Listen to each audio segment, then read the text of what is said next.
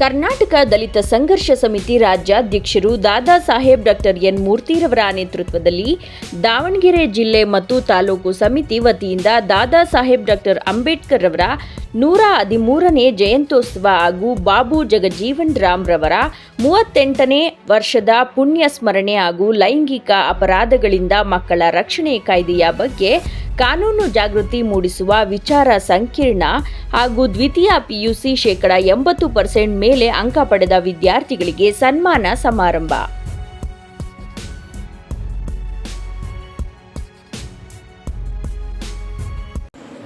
ಈಗಾಗಲೇ ರಾಜ್ಯ ಸರ್ಕಾರ ಸಮಾಜ ಕಲ್ಯಾಣ ಇಲಾಖೆಯಿಂದ ನಾವು ಪ್ರತಿಭಾವಂತ ಏನು ಅಲ್ಲಿನ ವಿದ್ಯಾರ್ಥಿಗಳು ರಾಜ್ಯಾದ್ಯಂತ ಪ್ರಥಮ ರ್ಯಾಂಕ್ ಅನ್ನು ಪಡೆದವರಿಗೆ ಮತ್ತು ಪ್ರಥಮ ದರ್ಜೆ ಪಡೆದವರಿಗೆ ಬೆಂಗಳೂರಲ್ಲಿ ಅಂಬೇಡ್ಕರ್ ಭವನದಲ್ಲಿ ದೊಡ್ಡ ಕಾರ್ಯಕ್ರಮವನ್ನು ಮಾಡಿ ಮುಖ್ಯಮಂತ್ರಿಗಳ ಮೂಲಕ ನಾವು ಅವರಿಗೆ ಸನ್ಮಾನವನ್ನು ಮಾಡಿ 5 ಲಕ್ಷ ಉಡುಗೊರೆಯನ್ನು ಅವರಿಗೆ ಕೊಡಿಸಿ ಕಾರ್ಯಕ್ರಮವನ್ನು ಮಾಡಿಸಿದ್ವಿ. ಈ ಎರಡನೇದಾಗಿ ದಲಿತ ಸಂಘ ಸಮಿತಿಯಿಂದ ದಾವಣಗೆರೆಯಲ್ಲಿ ಮಾಡ್ತಾ ಇರುವಂಥದ್ದು ಅತ್ಯಂತ ಸಂತಸದ ಮತ್ತು ಒಳ್ಳೆಯ ಅತ್ಯುತ್ತಮ ಕಾರ್ಯ. ಯಾಕೆಂದರೆ ಶಿಕ್ಷಣ ಅಂದರೆ ಬೆಳಕು. ಅಂಬೇಡ್ಕರ್ ಅವರು, ಬುದ್ಧ, ಎಲ್ಲ ಮಹಾನ್ ವ್ಯಕ್ತಿಗಳು ಹೇಳಿದ್ದು ಶಿಕ್ಷಣವೇ ಬೆಳಕು. ಕತ್ತಲೆಯಿಂದ ಬೆಳಕಿನೆಡೆಗೆ ಬರಬೇಕಂದ್ರೆ ಶಿಕ್ಷಣವನ್ನು ಪಡಿಬೇಕಾಗ್ತದೆ. ಯಾವ ದೇಶ ಶಿಕ್ಷಣವನ್ನು ಪಡೆದಿರ್ತದೆ ಆ ದೇಶ ಪ್ರಗತಿಯಲ್ಲಿರ್ತದೆ, ಮುಂದೆ ಇರ್ತದೆ. ಭಾರತದಲ್ಲಿ ಶಿಕ್ಷಣ ತೀರ ಹಿಂದೆ 12 ಕೋಟಿ ಮಕ್ಕಳು ಶಾಲೆಯಿಂದ ಹೊರಗಡೆ ಹೋಗಿದ್ದಾರೆ. 9 ಕೋಟಿ ಮಕ್ಕಳು ಹಸುವಿನಿಂದ ಸಾಯ್ತಾ ಇದ್ದಾರೆ.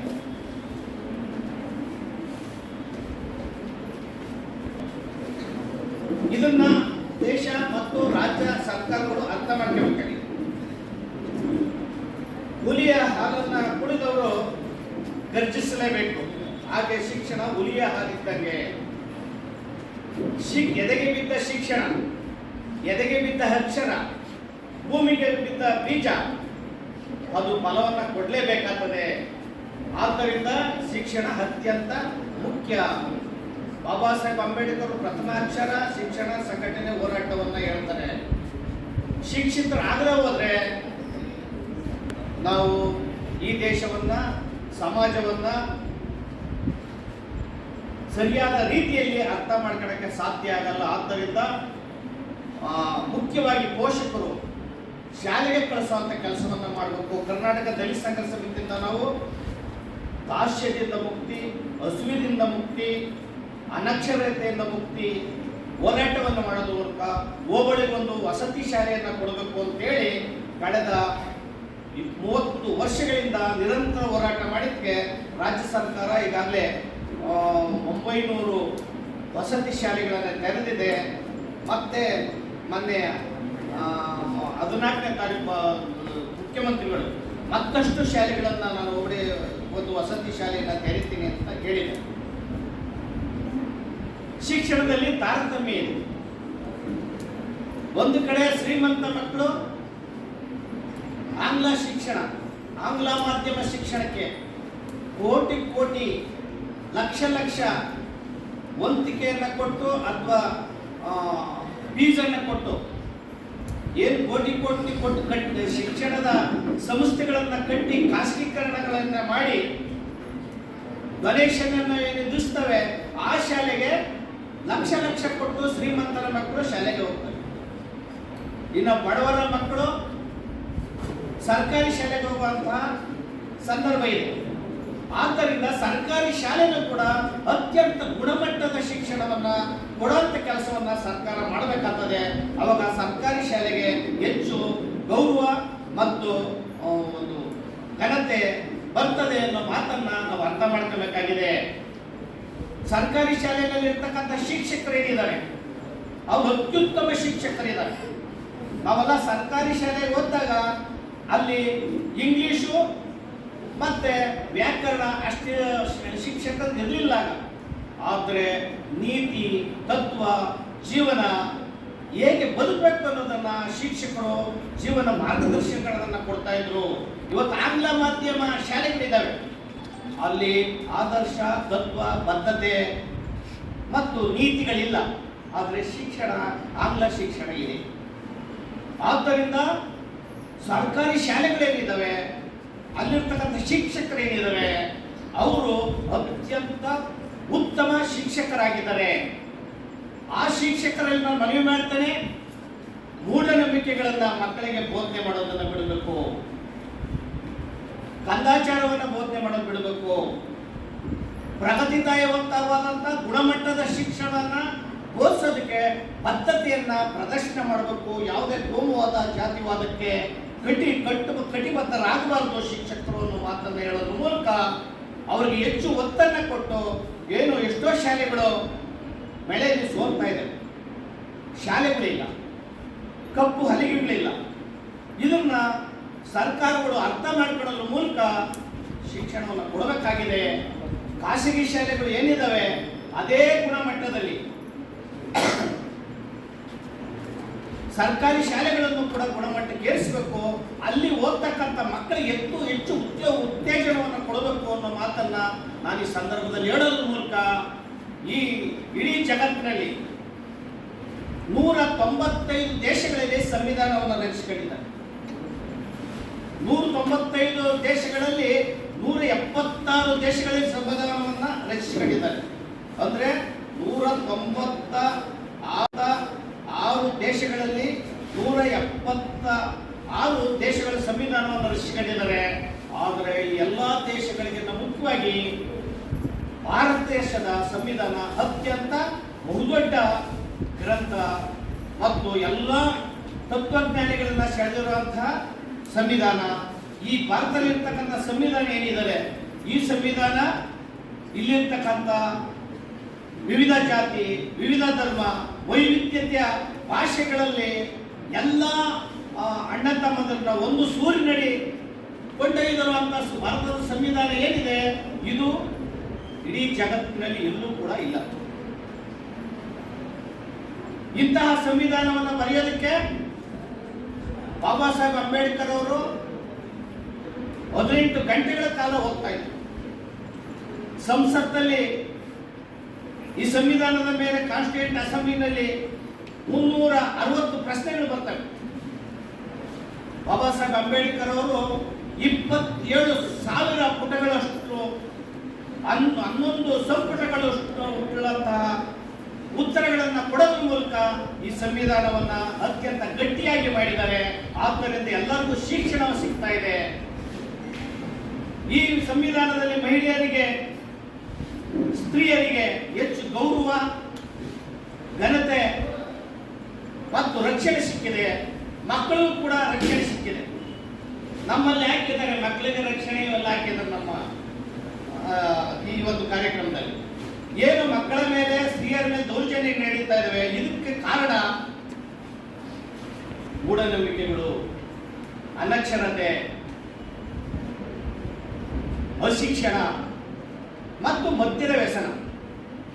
ಇದನ್ನು ಬಿಡೋದ್ರ ಮೂಲಕ ನಾಡಿನಲ್ಲಿ ಕ್ರಾಂತಿಕಾರಕ ಬದಲಾವಣೆಯನ್ನು ತರಬೇಕಾಗಿದೆ. ಈ ಕೆಲಸವನ್ನ ಸರ್ಕಾರಗಳು ಮಾತ್ರ ಮಾಡಬೇಕಾಗಿದೆ.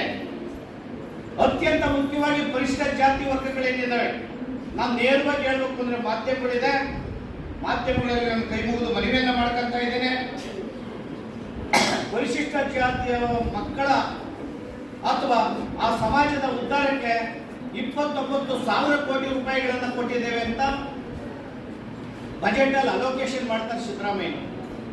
ಆದ್ರೆ 2014ರಿಂದ 2023ರವರೆಗೆ 15,553 ಕೋಟಿ ರೂಪಾಯಿಗಳನ್ನ ವೈ ಗ್ಯಾರಂಟಿಗೆ ಹಾಕ್ಯಂತಾರೆ.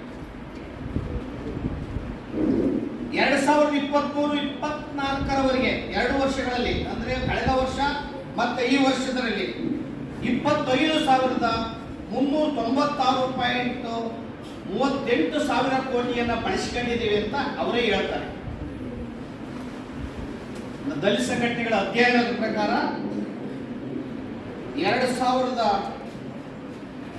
14ರಿಂದ 23ರವರೆಗೆ 70,000 ಕೋಟಿ ರೂಪಾಯಿಗಳನ್ನ ಇವರು ರಸ್ತೆ, ಮೇಲ್ಸೇತುವೆ, ಚರಂಡಿ, ಅನ್ಯ ಯೋಜನೆಗಳಿಗೆ ಬಳಸಿಕೊಂಡು ಈ ಸಮಾಜಕ್ಕೆ ಅನ್ಯಾಯವನ್ನ ಮಾಡಿದ್ದಾರೆ.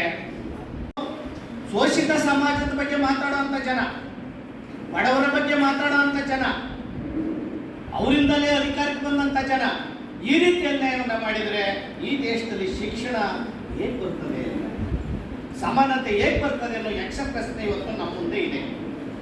ನಾನು ನ್ಯಾಯಾಧೀಶರಿದ್ದಾರೆ ಅನ್ನೋ ಮನವಿಯನ್ನ ಮಾಡ್ತೀನಿ. ಬಾಬಾ ಸಾಹೇಬ್ ಅಂಬೇಡ್ಕರ್ ಅವರು ಹೇಳ್ತಾ ಇದ್ರು, ಈಗ ತಾನೇ ಭಗವದ್ಗೀತೆಯನ್ನು ಓದ್ಕೆ ಬಂದಿದ್ದಾರೆ, ನ್ಯಾಯಾಧೀಶರಾಗಿದ್ದಾರೆ. ಅವರು ಯಾರು ಮುಸ್ಲಿಂ ಸಮಾಜ ಬಂದು ನಿಂತ್ಕೊಂಡು ನ್ಯಾಯ ಹೇಗೆ ಕೊಡ್ತಾರೆ?